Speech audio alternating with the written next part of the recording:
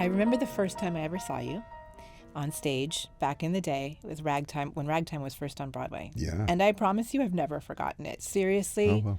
I think, I will say, this sounds like hyperbole, but I think that was one of the few moments in my young life when I saw a performance that made me think, oh, you can do amazing things. So you can do things that are bigger than what they're supposed to be. Oh, wow. Do you know? Interesting. That's what I remember. Yeah. Like the piano playing and all of it. Yeah, Yeah. that was still to this day. The people ask me, "What's your favorite show you've ever done?" And it's usually the one I happen to be working on at the time. But I always say, but the most magical show I've ever done was Ragtime. And the way I've kind of described that show was it feels like, and this I kind of came to me later as I was working, because I worked on the show for about 3 years from beginning to end. It felt like somewhere off in the ether before time and space, a bunch of entities got together and said, I'm going to be a choreographer, I'm going to be a composer, I'm going to be an actor, I'm going to be a director, I'm going to be whatever. And we're all going to get together on planet Earth at a certain time, and we're going to do something really cool together. Yeah. And that's what that show felt like. It felt like, I occasionally, and I don't know if you've had these experiences, I'd love to ask you about this too. But occasionally, especially the older I get, I feel like I have these moments where it feels like that's one of the reasons you're on the planet. Yes. Is to do that. Yes. And Ragtime felt like that for all of us. It felt like one of those things like, okay, I came on the planet. This is one of the things that I came to do. Mm-hmm. And I've had other moments like that. Have you had that as well? Yes. Often of my own making. Yeah. A thing that I find and then I have to make something from it because, yes. I do such weird things. Yeah, but then when you're in it, right? I love you so. That's, we kind of do the same kind of thing, yes. Yeah. Although I will say, our first time working together last year in Boston with the Pops kind of felt like one of those moments because that show was so beautiful. And I still have to tell you about what have been the offshoots of that, which I'll get to in a minute. Oh, yeah. But Ragtime, I remember when I saw Ragtime, I thought, well, that is a powerful, beautiful, exciting, sad, lovely story about America in the old days. Mm-hmm. I saw a touring production of Ragtime this summer. Yeah. And I thought, oh, this is a story about America every day. Yes. All the same problems and conflicts and people coming together in weird ways and then doing terrible things to each other. But then there's love and that, it's just our story. Yeah. It's just how we are. Yeah. That's one of the things I think that was so kind of mind-blowing when we were doing it is, Ragtime was, it takes place in the beginning of the last century. It was written in 1970s, I want to say, the mid-70s. So that stuff was going on in the beginning of the century. It was going on in the 70s when they wrote it. It was still going on when we first started doing it in the 90s. Right. It's going on now. We just did a concert version of it at Lincoln Center, and it was our 25th, we called it the reunion concert. Most of us had not even seen each other. It was a really beautiful concert. But just what was going on in the world, there were certain lines that literally jumped out. There's a line that younger brother talks about how everybody's on edge, and one of the lines is there were guns everywhere. Mm-hmm. And Emma Goldman, one of her songs, my wife and I were just talking about this earlier today. In one of her songs, the line she sings is, "What is wrong with this country?" And you think, with all the things going on in the world, and you think, wow, what's something's wrong here. Yeah. We got to fix this, but that's the job of artists too. Yes. That's why I feel artists are on the planet. Yeah, that's right. No, I mean, this is what I'm feeling so strongly. I mean, you and I now, we're working together again, and our music, our rep, focuses on sort of about 100 years ago. Yeah. And these artists like Ellington, Strayhorn, Gershwin. And I think just seeing the show and just thinking deeply, which I have been, about what America and the world were like back then, it really gives me a different connection to this music. Because, we see everything through this nostalgic lens. Yes. And we look at the 1920s and we're like, oh, flappers and, fun. Let me tell you something. I was trying to cut together this short little reel of footage for this Gershwin project that I'm doing. So I found this archival footage from the 20s. And you know how when you find that old footage, it's spliced together really tightly. Yes. So I'm like, oh, there's a cute scene of the flappers and the cocktails, but wait, no, that now it's the Klan. And I don't want that part.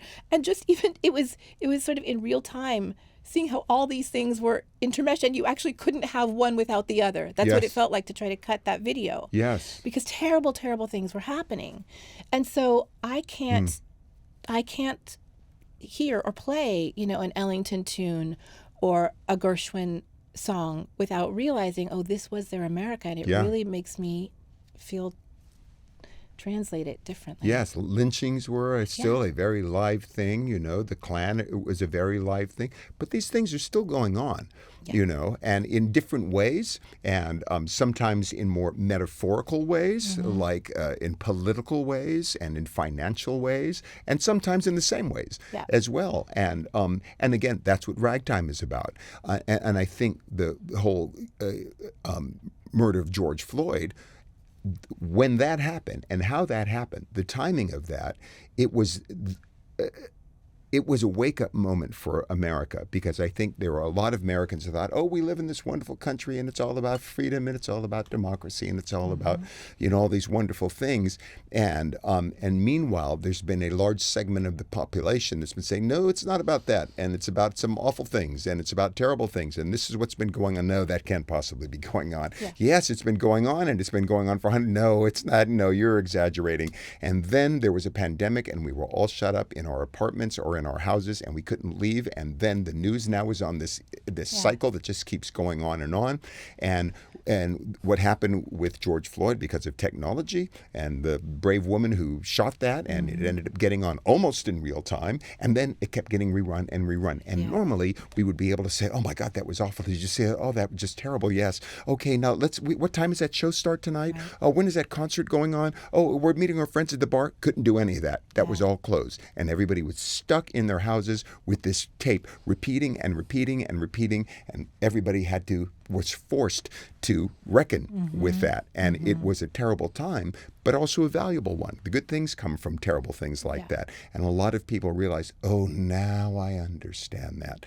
Now I get I didn't believe ever that could possibly happen in this country. Right. And look, here it happened before my very eyes, and I can't stop seeing it. Yeah, and you're so right. Even though we had seen it with our very eyes, variations of it, we'd been seeing it over and over again, but you're right, it was that standstill and that forced lens on it. Yeah. Well, if you have a good life, also, there was something about that scene in Ragtime where, everyone's dressed in their tennis whites and everything is beautiful. You have a beautiful life because you choose to make a beautiful life, and you can cocoon yourself in your beautiful life and not look over there. That's easy exactly. to do. Yes, exactly. There's a line Mother sings in Ragtime. I never stopped to think, speaking of the maids and the black people in the community, she said, I never stopped to think they might have lives beyond our lives. Right. And it's like one of those things when something happens that opens your eyes like that. Yes. And it's what I love about art. It's kind of it can give people these epiphanal moments of enlightenment that I think happen very rarely in life. And art is one of the few mediums, powers, energies, whatever you want to call it, whether it's a song, whether it's looking at an art piece, whether it's seeing a show or an opera or hearing a concerto or whatever. Art has the ability to change people in one moment. You can leave a theater a different person than you were when you walked in. You can leave a museum a different person. You can see a piece of art and go, oh, I thought I was the only person that felt that. I thought I was the only person that thought that. And then you get connected in a different way, or you realize something. That's what the power of Ragtime was. I got the most incredible, mind-blowing letters from people. Oh, yeah. Yes, that just I could see this show was changing people. I have an answer for you. You asked me about my moments. Yes. So just a couple months ago, I was doing this presentation and performance about my work with Black composers. Mm-hmm. And I played some music by Florence Price. You've heard me play Florence Price, and I was talking about her life and so forth. And then there was a talk back, and there was this woman who raised her hand, and she was very emotional, older Black woman. And she said, I just want to tell you what it means to me to see you here, to hear you tell these stories, to hear this music. And then I was doing a signing, in the lobby, and she came to find me. 87 years old, looked amazing.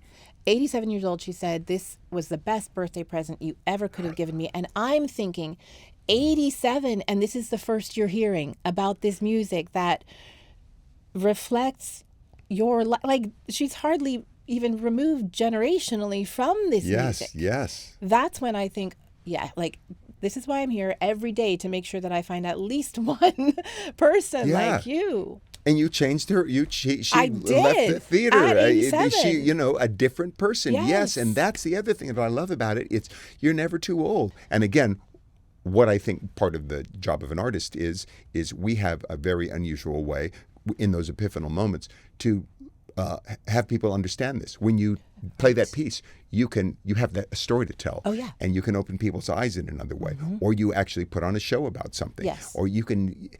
And you do it to an audience, to a group of people. You're not lecturing them. You're not giving them a speech. You're not doing that, and coming at them. They're willingly sitting in all of these seats that are all faced the same direction, a stage, and waiting for somebody to enter that stage and come at them with some information, some music, some feeling, some energy, something that's going to have some kind of effect on them. And they're open, willing participants of that. And most things, people aren't that. And because of that, it allows art to kind of talk to people and get in your nooks and crannies in ways, and in your little, corners of the synapses in your mind that you may not have that opportunity in other ways to do it, because you are open and you're not feeling attacked or criticized. And getting back to your original question, what you were talking about is the music of the 30s and 40s being this happy kind of music. Yeah. Because I think so much of it is about the energy. It was a crappy time to live. Yes. There was a lot of terrible things going on, especially for black people and jazz musicians, and everything was going on. But it's kind of like now, and this the concerts that I'm doing, I'm going out now. What do I want to do? I want to give people hope. Yeah. I want to make people feel happy is too broad a word, but content, to feel connected, to feel empathetic. Just feel. Right? Just to feel. Yes, because we've just gotten so pounded down. And so that's one of those things that I think artists and musicians are able to do. And that's what I say now to young musicians when I'm working with them. I say, if this space has always been, to some degree, a sacred space, this performance space, it becomes more and more so every day, with the kind of disconnection and the ways that we are not in real time with each other. Yeah. Then this place where we're making live art, like, believe in it, be in it, it's real. It's more and more essential to our survival. Amen. Amen to that. So, question: in 100 years, assuming there's anyone sitting around talking about anything. No, I'm wondering now, really, having this new kind of deep connection and inquiry about, what this music means from 100 years ago. I really am wondering a lot about what we are doing now. How does that translate into the future? And maybe it's just that. Maybe it's that we are stepping into this space, this time when anything that is connected to real humanity, becomes more and more precious and more vital. Yeah. Yes. Yeah. But again, getting the like looking at it from the energy of things, kind of what's happening in our societies and our governments and our worlds and in our religions and in our neighborhoods is also happening with music. It's getting less personal. That's what's happening with AI. It's about something that's less personal and it's less about the human experience and all of that. Now, life is a sine wave, so yes, it may go to this nadir and, it always moves. It never stays in any one place. Sometimes it stays there for much longer than we would like it to, and sometimes not. But that's life is constant changes here to stay. Yeah. Right. So what will, and that's a fascinating question. What will music be like 100 years from now? Will this be a phase in music if we get to AI music and the things that we're hearing, that people go, yeah, that's just that. Well, that was a fad for a while, but nah, that's not really interesting. Give me some Bach. Give me a live person. I want to hear. I wonder, and I think that won't die for that reason. No. It's especially, as I was saying, live music.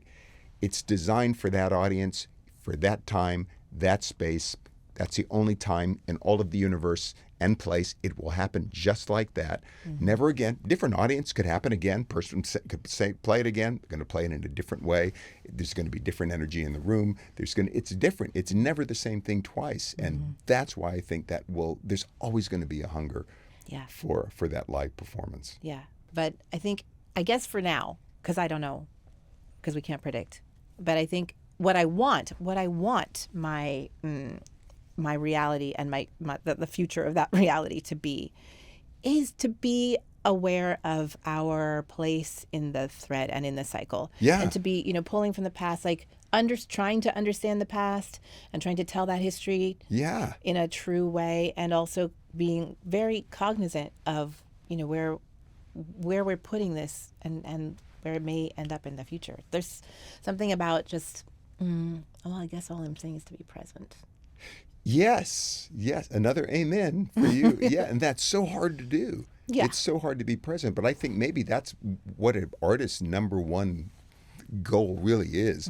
It's about being present and just kind of giving yourself over to your instrument and all those tens of thousands of hours that you spend in the practice room doing scales and everything, and going, okay, I'm going to forget all that now and just let it come through me. And I think that's, for me, that I think is when art is the sweetest, is when you have the opportunity to, but you need your 10,000 hours to do that too. And that's when that thing comes in and says, she is worthy. And now we're going to come through her. And, and that's when that magic happens. Yeah.